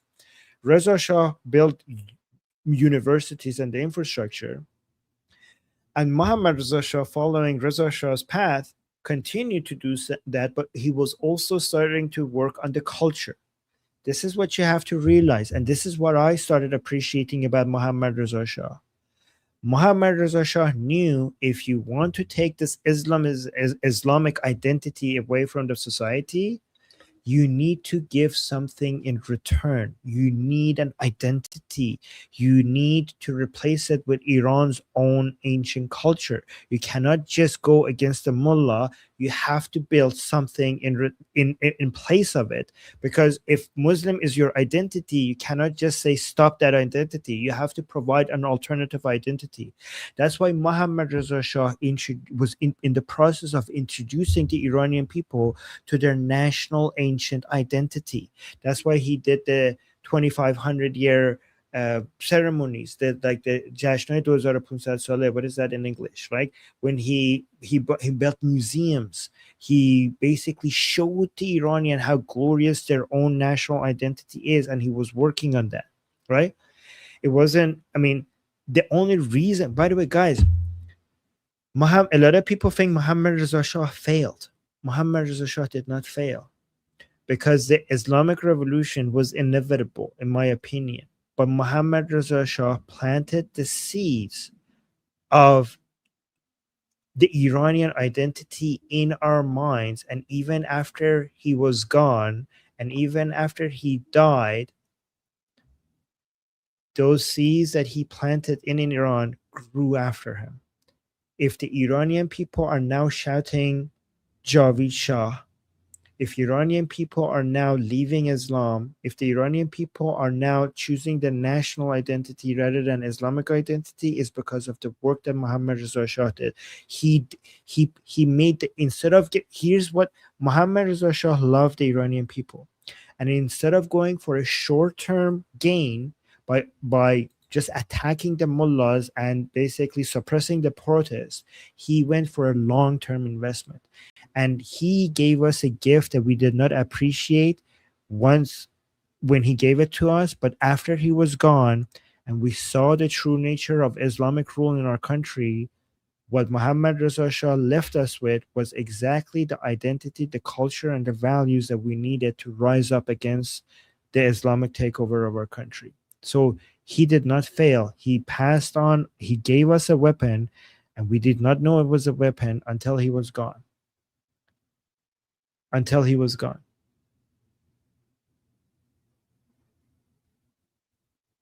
Just also please understand that Iran back then was recovering from the Qajar dynasty. Just before the Pahlavi dynasty, we were experiencing famine. Iran was almost completely gone. And the fact that we even have an Iran right now is a miracle, and it could have only been saved by Pahlavi, right? And we were in the middle of so many forces bigger than Iran at that time, that we were in the middle of World War I and World War II, and then we had the Americans and the British Empire and the Soviets just passing through Iran, and just basically and we were basically, these were elephants fighting with each other, and we Iranians were like, they're basically like the grass underneath their feet, like ants underneath their feet. And the Soviets were basically trying to come and eat Iran, like they were trying to come swallow it whole with communism, right? And everybody thinks that the Shahs didn't do enough against the mullahs, but they were dealing with a bigger threat than, I know right now when we look at it, we think like, oh my God, the mullahs, they didn't do enough against the mullahs. We were dealing with the bigger threat than the mullahs. And we got lucky. We got lucky that the mullahs win. I say this as somebody who hates Islam. I think that Iran got lucky that between communist rule and Islamic rule, we ended up with Islamic rule. The Shahs were focusing on saving Iran from Soviet communism, and they won that. They won that, Iran, but then they couldn't keep. But they couldn't keep. Ali, I'm hearing your keyboard. But they couldn't keep. The forces against them from outside were too big, and there's the fact that the Soviets didn't tear Iran into pieces is already a Pahlavi victory. So many Iranians are like, oh, we have 47 years of Islamic rule and the Pahlavis should have been more aggressive against the mullahs. You're lucky that we even have an Iran left, because the Shah stood against the Soviets and the communists, and Iran is still there, even though this world power that was the Soviet Union was trying to tear us into pieces. The fact that that did not happen is already a miracle, and only Pahlavi could have saved us. But those powers were so great against our country that one way or another, something disastrous was going to happen. What the Pahlavis managed to do is to give us enough ammunition for us to try to survive this 50 years under the Islamic rule. There was no way to completely avoid something this devastating happening, but what we were left with was the tool for us to eventually recover. And now we have an Iran that shouts Javid Shah more than they used to shout Javid Shah when Pahlavi was still alive. This is what the Pahlavis did. The Pahlavis were ruling over people who were not at their level yet. They were ahead of their time. The Pahlavis were ahead of the Iranian people when it comes to their understanding of what makes a society prosperous. And what Muhammad Reza Shah understood is that you cannot force a population. You cannot force the people to understand. They have to understand themselves. Progress does not come from up-down force upon a people. You can't force a population to modernize. If they don't want your rule, you will leave. You don't kill Iranians to rule over them. Muhammad Reza Shah said, if I have to spill the blood of Iranians to rule, I'd rather not rule at all. And in the revolution, he left because the Iranian people were not yet at his level of maturity and understanding, but he left us with the investment and the knowledge and the culture and the identity for us to experience Islamic rule and eventually understand. And even he's not here with us anymore, everything he left for us makes us wish that we still had him. We're now asking for Pahlavi's return, and the Iranian people appreciate Pahlavi now more than they appreciated Pahlavi when he was alive. And the fact that he achieved doing that tells you a lot about how wise these men were. Beautifully said. Thank you. Beautiful. Thank you. That was really good. That's a clip right there. No. Guys, we have some. I'm going to update you guys on the news today that other people haven't mentioned. And before I do that, let's read a couple of super chats because they were pertaining to this topic. So, yeah, so thanks, Christian, for that question. Appreciate it. Sarah with a super chat who says, my toddler knows das nazan, nakon. Yeah, you teach them well. They heard from you. Who also agrees with you. Sarah also agrees with you. And in fact, most people were telling you beautifully said, well said. A new man, 007, became my member. Thank you. Appreciate it. Thank you for supporting. And Roman Viking says, how socialist was the farmland redistribution at the beginning of the Pahlavi reign? It was not socialist at all. Yeah, It's not socialism to end feudalism. Okay, it's okay. It's not. I mean, okay. To be fair, some economic policies of Muhammad Reza Shah were center left, which is nothing wrong with that, guys. The left that we are against here, the leftist ideas that we're against here, are communism and wokeism. Okay, we're not against everything left. Okay, but to call it socialist, I think it's unfair because, guys, we went from, so if you look at Europe, we went from feudalism to capitalism, and then from exactly. So we went from feudalism to capitalism. So to suggest that what we had in Iran at Muhammad Reza Shah's time was basically lords and serfs. Like given that in Europe, capitalism came because of the end of feudalism, I don't understand why Muhammad Reza Shah ending feudalism in Iran and ending the era of lords and serfs, Arbab Rayati, people think that's socialism. Isn't that exactly how you got to capitalism in Europe? By ending feudalism? Ending serfdom is not socialism. In fact, it's what brought capitalism to Europe. Like, do you guys understand what I'm saying? That's how, being against serfdom is not socialism. In fact, it's pro-capitalism. Yeah, exactly. It's classical liberalism. Does that make sense to you guys? Like, does that? By the way, that's great question, Roman Viking. Great question. But let me know if that makes sense to you guys, because I don't want anybody to. I don't know if this is too high level. Gotcha. Yeah, thank you.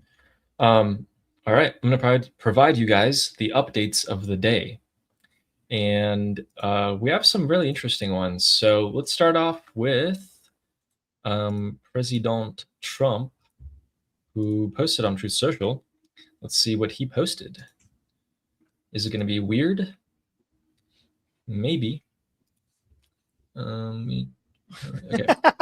All right. What is So that? President Trump has posted this image on Truth Social. And he said, "You're getting discombobulated." So interesting. We're kind of seeing this on the regular now, like stuff like this of him. It was first using lasers to shoot down stuff. Then now we're here. Here, let me zoom in for you guys. Actually, that looks good. Actually, it looks like Warhammer, or like I don't know. Looks interesting here. I don't know why there's a wooden ship, but maybe that's the Minesweeper actually, because they don't have metal holes. You know what I mean? No, that's an old Yeah. old timey, historical American ships before and now. Yeah. But yeah, cool. Thanks, President Trump. You should start doing that, whatever you're trying to do here soon. Yeah. And looks speaking really of that, I wonder if he makes them himself or he finds them. Do you think President Trump is like prompting AI to make AI images, or he just finds it and reposts it? is there a guy in the White House who just he's like, oh wait, I can kind of hang out with President Trump for like a couple minutes by showing him the latest AI memes I made, and President's just like, he's like, yeah, post that one.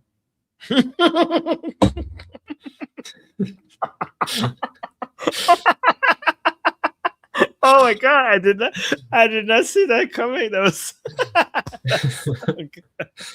oh my god. That was so good.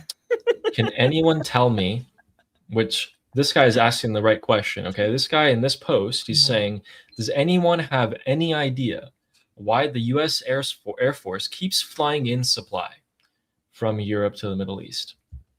So just to give you guys an update, we have not stopped doing that. We've been doing that for actually most days of the week so far.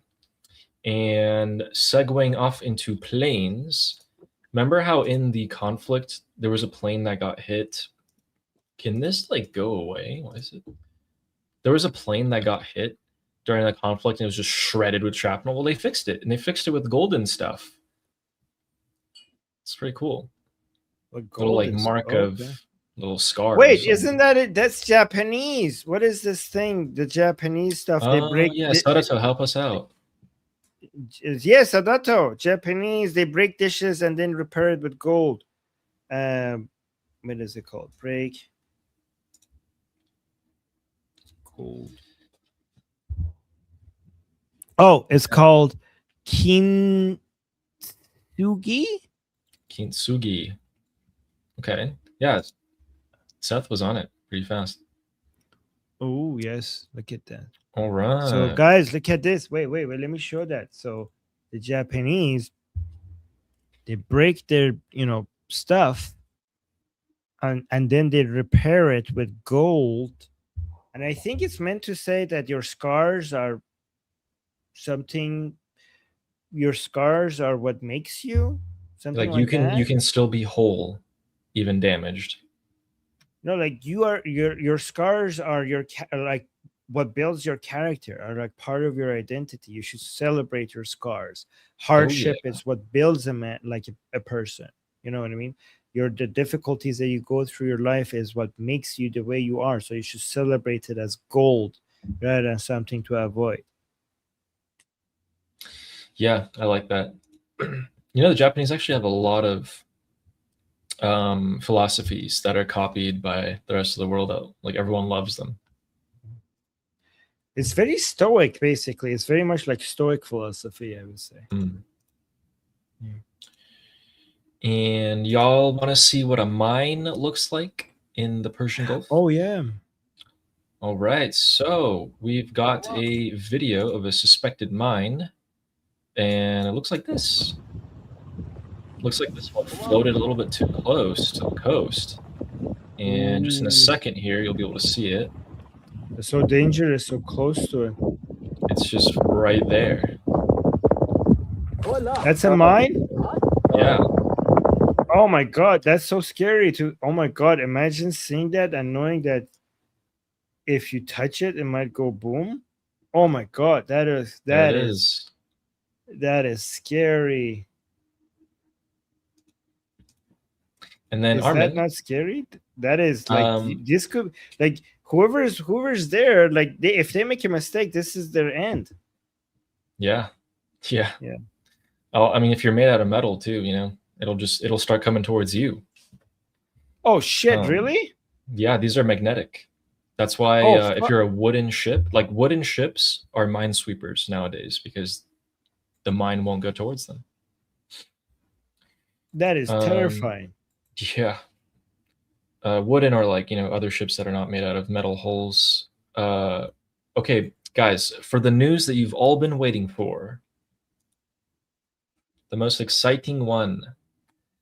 Oh my God. 2 people were killed in a clash between Iranian border guards and members of what authorities described as an armed group. This was Wait, are reported you sure by this is- Iran's border police chief, Ali Akbar Javidan, at the Chalderan border, so West Azerbaijan. So this is northwest Iran. These are close to the Kurdish separatist groups. Oh, And yeah, we're not for these people. yeah. Well, it could have been them, could not be.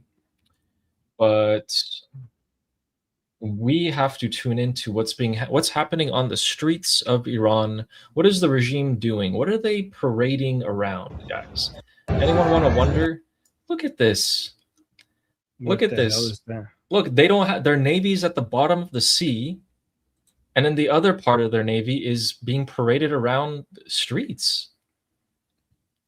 They're so scared. They don't want to take their ships out to the water. Look at this. Like, what? If I was here, I'd be like, why is this here? Why are you what's the point? I know Okay, why. thanks. I Like, know why are you why. I showing us know why. this? I know why. Because they need to keep impressing these people about interesting stuff that they don't see every day. Because right now the streets are getting emptier and emptier and emptier. Pro-regime people are going back home, and the regime is desperately trying to keep them outside to avoid an uprising. So they're just like, guys, next time we're gonna bring a giant missile. I'm gonna bring a launcher. We're gonna bring a boat. Like what? Like they're basically asking, like, what do we need to bring for these people to be like, ooh, I want to see that. So they're just trying to entertain them to keep them in the streets with different stuff. As you guys can see, this ship right here has forced the United States Navy to completely flee in terror. And we want to show you guys what it looked like. Behold, the greatest naval vessel to ever exist.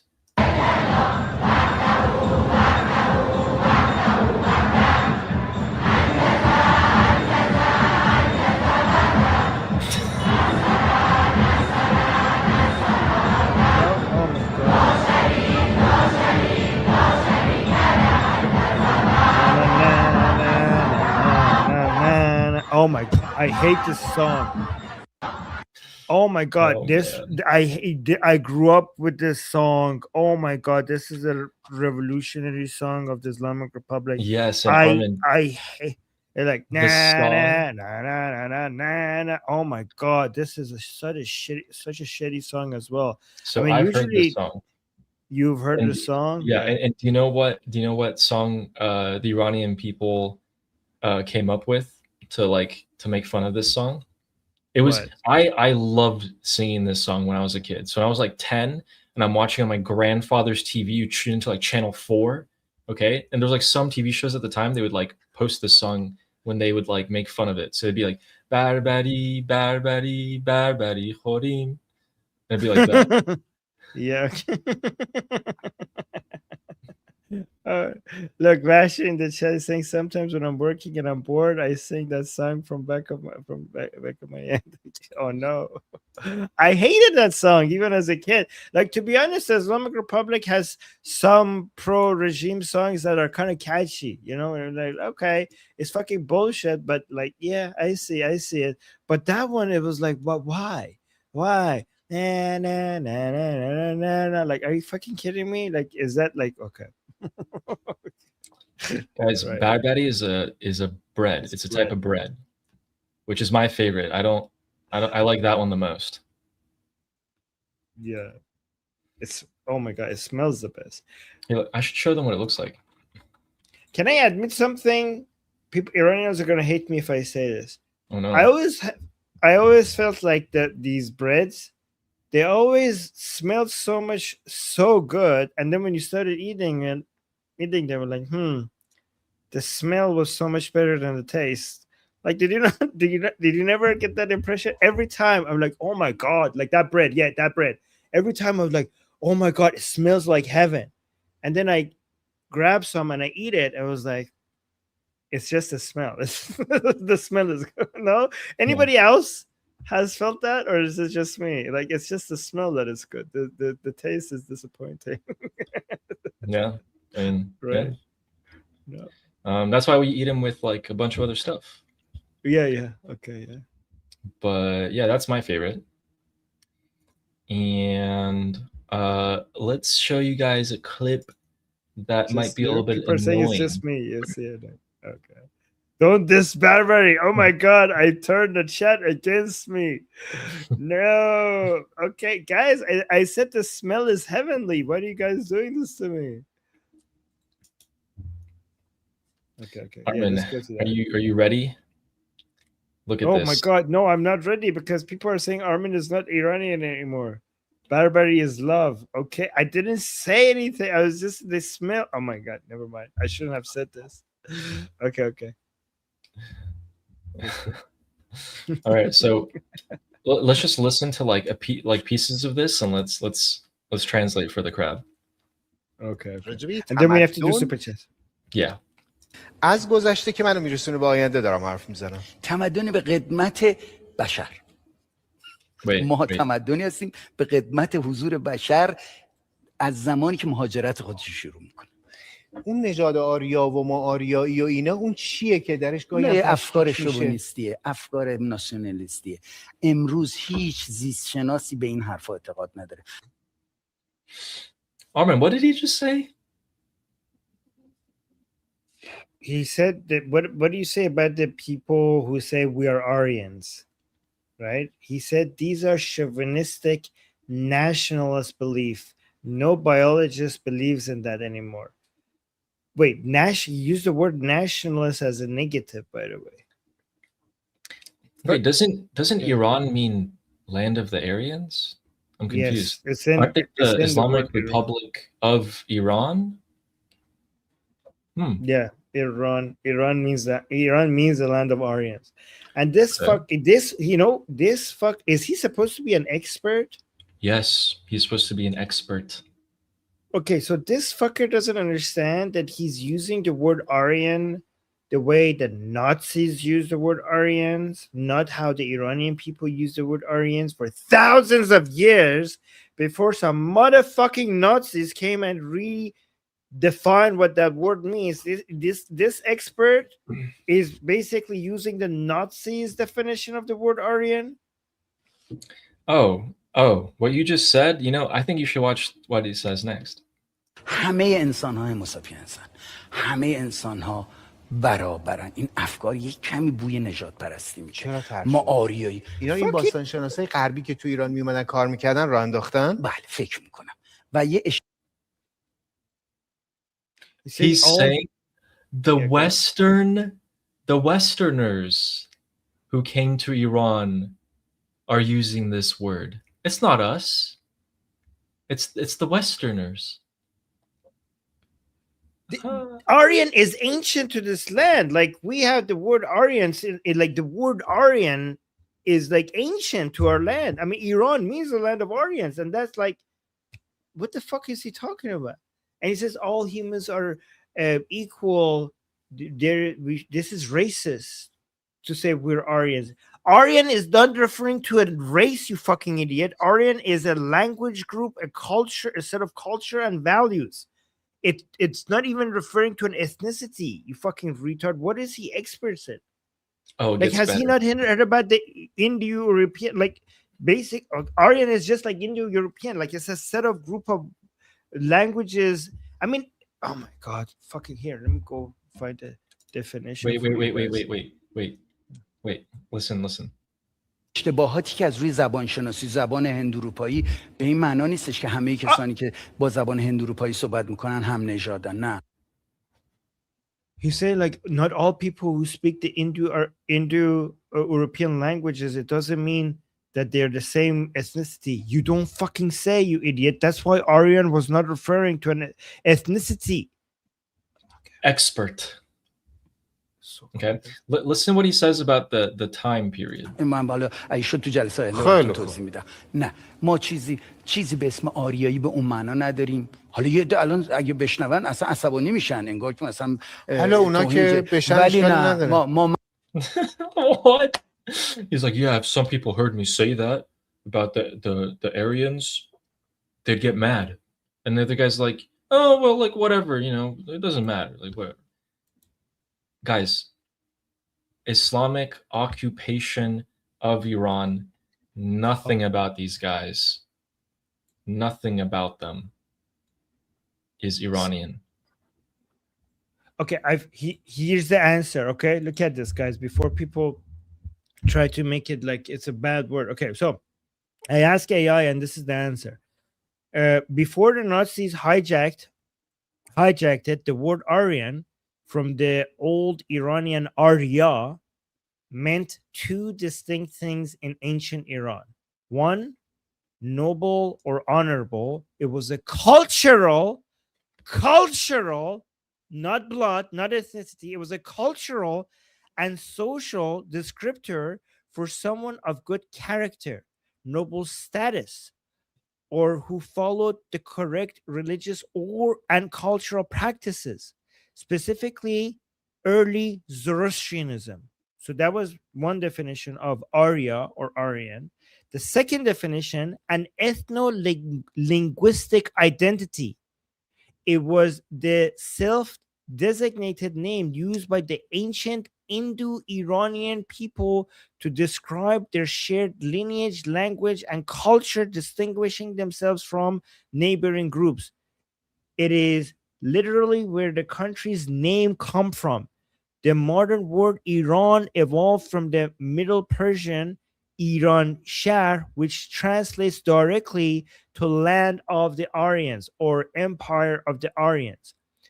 In its original Iranian context, Aryan had absolutely zero connection to race, physical appearance, or European ancestry. No shit. It was entirely about shared culture, language, and nobility of character until the 19th century European pseudoscientists twisted it into a racial fantasy. There we go. مردمان این سرزمینیم. یعنی چی که ما اگر بگیم ما آریایی هستیم خودمون رو به 4000 سال پیش تقلیل میدیم. Oh my God. I'm done. You know what? I'm done with this fucker. You know, he say, you know why they're doing this, Ali? They're trying to pretend that we patriots of Iran are racist. Guys, you guys are very familiar with this. This is, you know, because in Europe, you know how patriots are trying to be like labeled as racist? You know how in the United States, patriots are trying to get labeled as racist? The Islamic Republic is trying to label Iranian patriots as racist. That's what he's doing. Guys, view it this way. The Pahlavis spent all their time and effort to try and make the Iranian national identity the way out. Okay? You don't have to be Muslim anymore. You can be an Iranian nationalist. These guys are spending all their time undoing that. That's how you can view it. وقتی میگیم مردمان این سرزمینی 65000 سال اینجا فرقش Let's just hear that again. Let's just hear that again. سرزمینی 65000 سال اینجا We have been here. When we say that we're the people of this land, we've been here for 65,000 years. We're not Aryans. We're people who have been here for we're greater than Aryans, guys. Aryans 4,000 years. We've been here for much longer.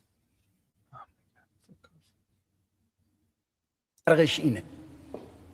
آفرین. آریایی 4000 سال پیش اومدن، 5000 سال پیش اومدن. گفته میشه اصلا یه همچین مهاجرتی به این شکل نبوده. So look at this, Ali, he's trying to say that if we say we're Aryans, we're reducing our history to 4,000, 5,000 years old, but there were people here for 65,000 years. And if we don't say we're Aryans, that means that we're basically claiming that we have a longer history, 65,000 years rather than 5,000 years. Based on that logic, we should stop saying that we humans came to it. We should say we're mammals. Okay, why even stop there? We're mammals. How far that goes? Okay, how far back that goes before mammals came to this land? Why just zoom in on us being humans? Okay, just try to expand this to mammals, and then our history goes back even further. I mean, why stop at that? Okay, let's say we're Mohridaran. Like, how about we just say we're living creatures? Okay, then right, I mean, and then our history goes back to the beginning of life. Yeah, let's just go further back for this guy. This guy in particular, let's just call him a bacteria. Let's go. That's what we should call this guy. How about we just go with matter? Like matter, like forget like matter. How long has we are matter? How long has matter existed in this land? Okay, that would make our history a lot longer as well. And there you have it, guys. After that, okay, he says something even more. But since we're kind of running out of time, we want to read your super chats. I'm just going to tell you. After he said, "Oh yeah, we've been here 65,000 years," he said, "The Aryans killed everyone and came to power." So if we say we're Aryans, we're the children of genocide. The Aryans killed everyone. That's how they got power. The Aryans killed everyone? What the fuck? He's trying to say that the Iranians, he's confusing, he's projecting his own Islamist history onto Iranians. I think he's confusing us Aryans with Muslims. I think that's what he's confused. Man. Kiss off that. And this is this is on Islamic Republic State TV, by the way. They're trying to attack the word Aryan, and the word Iran means the land of the Aryans. And basically, if you're attacking the word Aryan, that means that you're attacking the word Iran. Guys, yes, it is. The longer they survive, the more they're going to push this really, really hard that they're not Iranian at all and they're just Islamists. They're going to push this so hard on children growing up. They need to be gone immediately. This is cultural genocide, actually. It meets the definition of cultural genocide. Yes. Exactly. Javid was saying. All right, guys. You guys sent us some super chats. Let's go do because I need to go. Yeah, it's to get ready, guys. I have my next show in about half an hour, which is the second Persian show of the day. So let's do the super chats. And guys, thank you so much for the super chat. Yeah. Saber Coaching, thanks for the super chat. Who says, keep in mind, Muhammad Reza Shah was also a devout Muslim. Also, talk about Kashani during Mossadegh's time, where nearly took power, but was used by the commies to topple Muhammad Reza Shah. Okay, so keep in mind, he was a devout Muslim. I don't care he was a devout Muslim. I don't care at all. What I care about is what he used, what values and what principles he used to rule. I know he was a devout Muslim. In fact, you know what? I often mention the fact that he was a Muslim to show Iranian people that they shouldn't be anti-Muslim. They should be anti-Islam, but not anti-Muslim. And yes, Muhammad Reza Shah was a Muslim who gave us the tools to go back to our Iranian identity instead of our Islamic identity. Muhammad Reza Shah was a Muslim who was at war with the mullahs, who warned the whole world about the unity between Islam and the left, and the world didn't take him seriously, and now the whole world understands that he was right. So you being a Muslim, I don't care.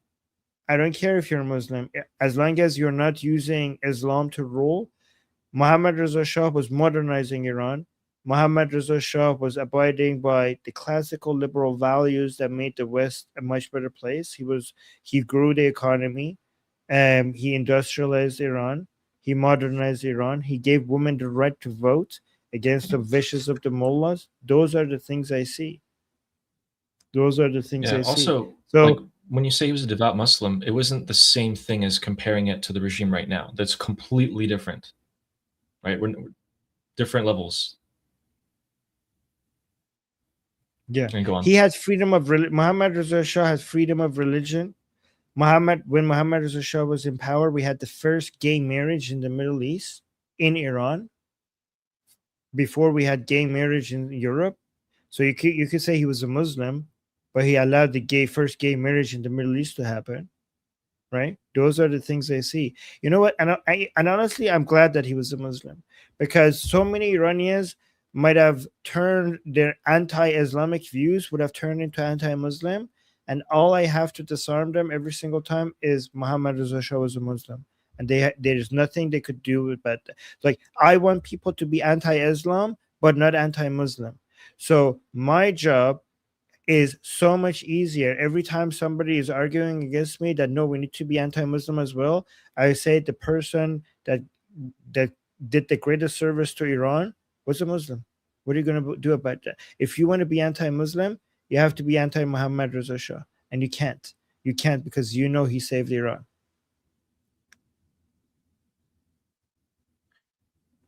Yeah, thank you. And thank you, by the way. That's a good point. Yeah. Now you know. And Sayed, another super chat, who says, that was a great analysis and thoughts, Armin. Thank you. I appreciate today. it. Like, you killed it today. Oh, thank you. And James Moore, who says, Armin, I think you have nailed it. As a real centrist, the left and the right are both Schrodinger political answers. I love your work, guys. Well, thanks, James. Well, thank you. For me, it's not about left and right. For me, it's about liberal and illiberal, and liberal from a classical liberal perspective, not what it has started to mean in the United States as leftists. I don't care if you're left or right. I care if you are for liberty or anti-liberty. There are people who are on the left that are for liberty. There are people who are on the left who are anti-liberty. We call them woke or communists, right? There are people on the right who are pro-liberty. There are people who are on the right who are anti-liberty, right? Nick Fuentes type kind of people, right? So you could be on the left, you could be on the right. Do you have a pro-liberty position? And if you do, you're on my side, and I consider you an ally. That's the way I see it. Yeah, thanks, James. Thank you. Times 11. Yes. So Dapper Uncle says, curse upon the Safavids times 11. Got to keep the streak going. At this point, you're in too deep. Yes. This is I appreciate the consistency, and I completely agree with that message. Curse be upon the Safavids. Yes. And Mel Catwoman, who says, Javid Shah. Thank you. Mel managed to get us over the finish line with our super chats. 10 out of 10. Oh, Thank you so sweet. much, Mel. I appreciate Thanks, it. Mel. Thank you. And Wyatt, who says, Aryan means noble. Islamic Republic is ignoble. Yeah. I mean, you just saw they're trying to erase what, like all the whole nationalistic identity, the culture, everything. And what they're going to replace it with is, something we've been seeing for a while. I mean, Wyatt is so on point because Aryan represents everything that the Islamic regime is trying to kill. That's what Aryan represents. Yeah. Thanks, Wyatt. And Saber had a reply to you, and he says, I mean, he wouldn't kill all the mullahs. Yeah, well, Armin explained that earlier.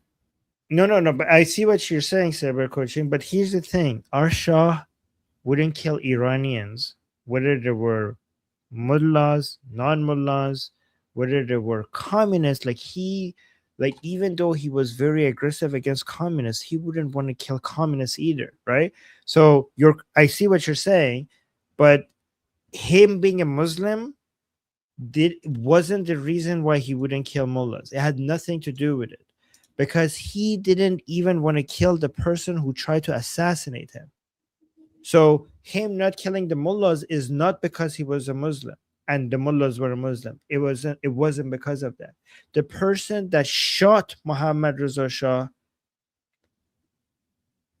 they brought him after to Muhammad Reza Shah, and Muhammad Reza Shah asked his general, what do you think I should do with him? And the general right next to him said, you should execute him as an example to other people. And Muhammad Reza Shah right there said to him that you're free to go. I'm gonna free you. And that person became one of the most loyal supporters of Muhammad Reza Shah. Muhammad Reza Shah just didn't want to spill blood. He just didn't want to spill blood. Whether they were mullah, Muslim, non-Muslims, he just didn't want to spill blood. But thank you. Yeah, I mean, but I see your point. But I see what you were trying to say. Yeah. And Fleshy Interloper, who started off, is also ending off with the super chats and says, thank you for the stream. Well, thank you. Thank you. And so that's much for echoed. Yeah. Best, like, great username, by the way. It makes me feel strange every time I say it. And thank you for the stream is echoed by David, who says, Armin, thank you so much. You too, new guy. Thank you. And Kevin, who says, gifted me 1 membership. Thank you so much. And again, yeah, thank you for is this your first gifting of membership? Wyatt actually gifted 5 yesterday. 5 membership. Okay. Yeah. Yeah. Thank you so much, Kevin. And thank you for your service again. Thank you, Kevin. Yeah. Thank you for your service. Yes. All right. That is everything. And we're 2 minutes over for you to go get some rest, where you do your 6th stream. 6th stream of the day. 6th stream. Yes. Jeez. Hour 10. Okay, guys. I'm going to go get ready for my next show on the Persian channel. So thank you for yep. Bye, new guy. Bye. Oh my god, I love it. That is funny. Okay. All right, guys. I'm Israel Chai. Slava Ukrainian. Long live America. Javid Shah. Payende Iran. See you guys same time tomorrow. Bye, guys.